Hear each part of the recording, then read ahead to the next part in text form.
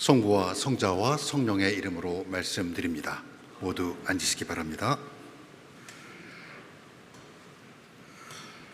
성탄 밤을 밝히던 촛불이 꺼지고 크리스마스 캐설 소리도 아득한 오늘, 우리는 다시 촛불 하나를 밝혔습니다. 우리가 꺼졌던 촛불을 다시 켜는 것은 성탄은 지나간 과거의 사건이 아니라 아무리 많은 시간이 흘러도 임마누엘 하느님으로 우리 삶의 중심에 있다는 것을 다시 한번 확인하는 것입니다. 우리 교회는 지난 1월 8일 주님 세례 축일을 끝으로 성탄절기를 마쳤지만, 다른 전통을 가진 교회는 2월 2일 성탄 후 40일째 맞이하는 주님 봉헌 축일까지 성탄절기를 길게 이어가기도 합니다. 예수님은 태어나신 지 8일 뒤에 유대 율법에 따라 할례를 받고 예수라는 이름을 갖게 되셨습니다. 예수는 하느님은 우리의 구원이시다라는 뜻으로 하나님의 경륜이 담긴 이름입니다.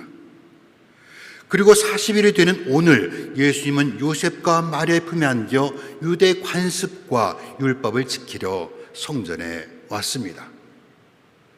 예수님은 하느님과 같은 분이시기에 율법을 따를 필요가 없었지만 참 인간으로 이 세상에 오셨기에 유대 율법과 관습을 존중하여 따르신 것입니다. 먼저 관습은 마리아와 관련되어 있습니다. 유대 관습은 여자가 아들을 출생하면 40일, 딸을 낳으면 80일 동안 집 밖으로 나와서는 안 된다고 규정하고 있습니다. 그 기간이 지나면 산모는 정결례를 드리고 비로소 일상으로 돌아올 수 있었습니다. 남녀 기간의 차이에서 당시 유대 사회가 얼마나 가부장적이며 차별적인지 미루어 짐작할 수 있습니다. 세상의 모든 차별을 없애시는 일은 예수님의 중요한 사역 가운데 하나이지만 오늘 복음이 말하려는 주제는 아닙니다. 이렇게 정결례 관습이 마리아와 상관이 있다면 율법은 예수님과 관련되어 있습니다. 출애굽기 13장은 이스라엘 백성들 가운데 모태를 열고 나온 맏아들은 모두 나에게 바쳐한다고 규정하고 있습니다. 이 말씀은 이스라엘 백성들이 이집트에서 노예로 살던 시절의 맥락에서 설정된 것입니다. 노예에게서 태어난 아기는 부모가 아니라 주인의 소유로 귀속됩니다. 그러나 아기를 하나님께 바침으로써 그는 하나님의 백성이 됩니다. 세례를 통해 하나님께 봉헌된 우리가 세상이 아니라 하나님의 자녀로 이방되는 것과 같은 이치입니다. 루가는 이와 같은 유대 관습과 율법을 결합하여 아기 예수를 성전에 봉헌하는 이야기를 우리에게 들려주고 있습니다. 예수님은 세례와 동방박사의 방문, 그리고 지난주일 하나님의 어린 양이라는 세례 요한의 증언을 통해 자신이 하나님의 아들이라는 것을 세상에 분명하게 밝히셨습니다. 그리고 오늘 성전에서 일어난 일들은 이 모든 공연 이야기의 절정이라고 할 수 있습니다. 요셉과 마리아가 아기 예수를 봉헌하러 들어섰을 때 성전을 지키던 시몬은 예수님의 부모와 같은 이유로 성전을 찾은 많은 아이들 가운데 예수님을 한눈에 알아봅니다. 성소는 시몬에 대해 의롭고 경건하게 살면서 이스라엘 구원을 기다리고 있었다고 소개합니다. 성령은 그에게 주님께서 약속하신 그리스도를 죽기 전에 꼭 보게 되리라고 일러주었습니다. 하나님의 약속을 굳게 붙잡고 있었던 시몬은 1000번도 넘게 오늘이 그날인가를 물었을 것입니다. 그리고 마침내 하나님이 약속하신 아기 예수를 품에 안았습니다. 그 자리에는 밤낮으로 성전에서 기도하고 금식하며 이스라엘의 위로를 기다리는 신실한 예언자 안나도 함께 있었습니다. 하나님의 구원을 목격한 그녀는 슬픔이 찬양으로 바뀌었습니다. 여기서 보이는 것만이 진실이라는 옛 격언은 두 사람에게 적용되지 않습니다. 하나님은 두 사람에게 어떤 기적이나 표적도 보여주지 않았지만 그들은 먼저 믿었기 때문에 구원이신 그리스도를 볼 수 있었습니다. 성탄이 지나고 요셉과 마리아는 시므온의 입을 통해 아들 예수에 관한 이야기를 다시 한번 듣게 됩니다.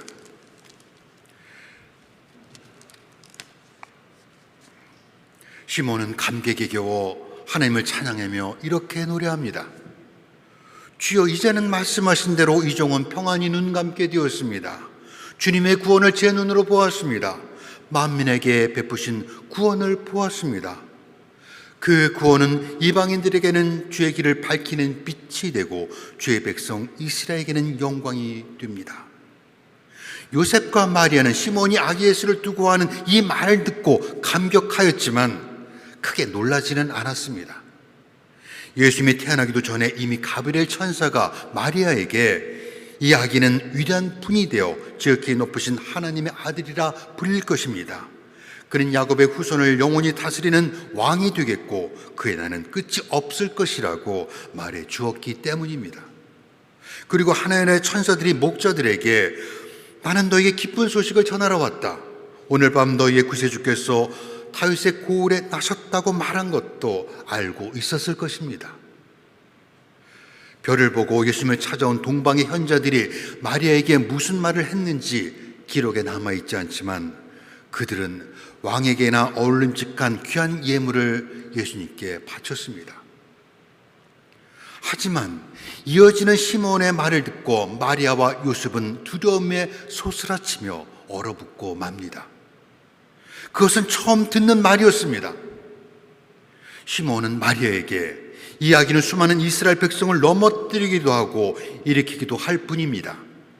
이야기는 많은 사람들의 반대를 받는 표적이 되어 당신의 마음은 예리한 칼로 찔리듯 아플 것이라고 앞선 이들과 전혀 다른 말을 하고 있습니다. 아브라함이 100살이 되도록 대를 이을 아들을 갖지 못할 때 가장 힘들어했던 사람은 아내 사라였습니다. 그녀는 본처이면서 아이를 갖지 못해 큰 슬픔에 빠져 있었습니다.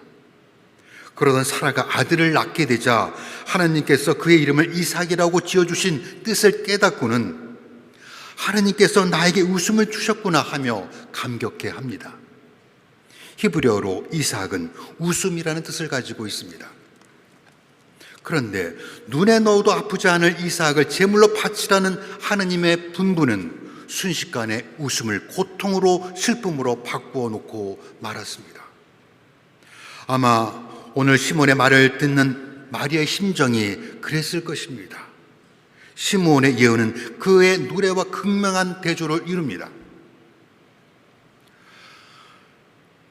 하느님이 사람이 되어 우리가 사는 대로 살며 슬픔과 고통을 경험하고 진정한 인간이 된다는 것이 결코 순탄치 않을 것이라는 예고편과도 같습니다.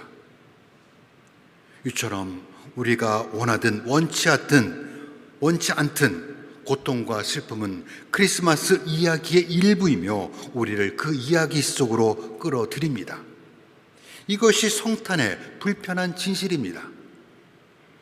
그렇지만 성공의 기도소에서 시므온의 노래가 어둠이 내리기 시작하는 저녁 기도 시간과 모두가 깊은 슬픔에 잠긴 장례 미사에서 불리워지는 이유가 분명히 있습니다.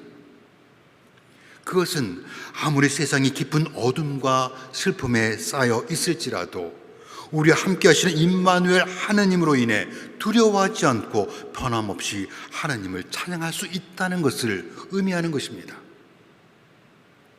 시몬과 안나가 하나님의 약속을 붙잡고 그 긴 세월을 낙심하지 않고 주님의 임재를 기다렸듯 주님께 기대어 살아가는 우리 희망은 유효기간이 없습니다.